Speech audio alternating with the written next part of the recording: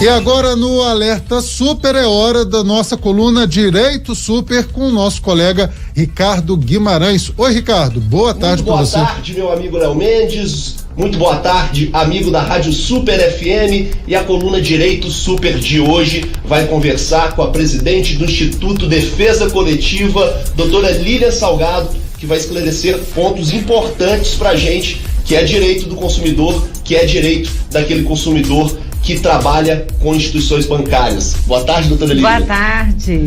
Doutora Lília, durante a pandemia, a Febraban e os 5 maiores bancos anunciaram um acordo para que os consumidores não pagassem juros dos empréstimos e financiamentos. Explica para nós como que isso aconteceu e como os consumidores foram prejudicados. Bom, Ricardo, o que aconteceu? Houve uma campanha publicitária que os bancos ofertaram que os contratos seriam pausados, suspensos, sem a incidência de juros. Contudo, o que aconteceu? Esses contratos não foram pausados. Houve sim a incidência de juros e multa, ou seja, a parcela do consumidor aumentou. Infelizmente, quando a pandemia, ainda estamos em pandemia e algumas campanhas continuam, os valores aumentaram e o consumidor não tem condições mais de pagar nem os contratos de empréstimos e de financiamento. Ou seja, o consumidor que tinha um empréstimo em vigor, a Febraban e esses 5 maiores bancos falaram: olha, os empréstimos continuam, mas os juros vão ser pausados. Isso não aconteceu e aumentou a parcela desse consumidor.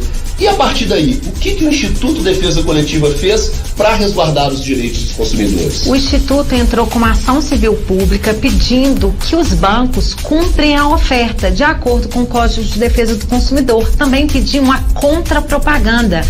E isso foi deferido, Ricardo. A liminar foi concedida desde 2020 e o Poder Judiciário, o Tribunal de Justiça de Minas Gerais, determinou que os bancos falassem a verdade aos consumidores. Ou seja, os bancos têm que falar que não houve pausa nenhuma nos empréstimos, nos juros dos empréstimos, e isso ainda não aconteceu, né? Infelizmente, isso ainda não aconteceu.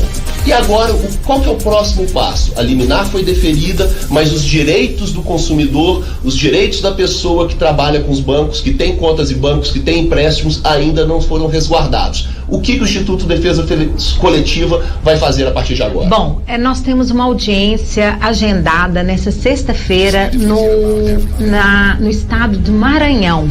Por quê? Porque a Defensoria Pública do Mato Grosso do Sul e o Ministério Público também ajuizou uma ação. E lá foi determinado que o banco cumpre aquilo que ele ofertou. Então, nessa sexta-feira, o Poder Judiciário terá essa grande oportunidade de trazer aos consumidores o direito, ou seja, se os bancos ofertaram que haveria suspensão, não pode haver a suspensão dos juros, não pode haver a cobrança dos juros, ou seja, esses contratos terão que ser revisados e os bancos devem devolver aos consumidores aquilo que foi cobrado a maior.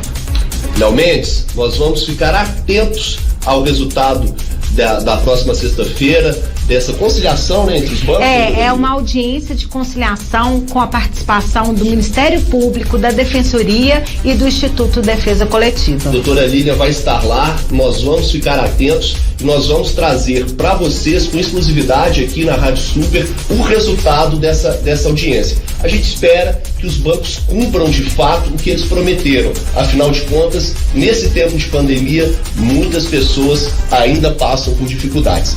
Obrigado, doutora Lília. Nada. É com vocês aí no estúdio. Meu amigo Ricardo Guimarães, então até semana que vem com mais uma coluna Direito Super. 4 horas e 38 minutos. Trânsito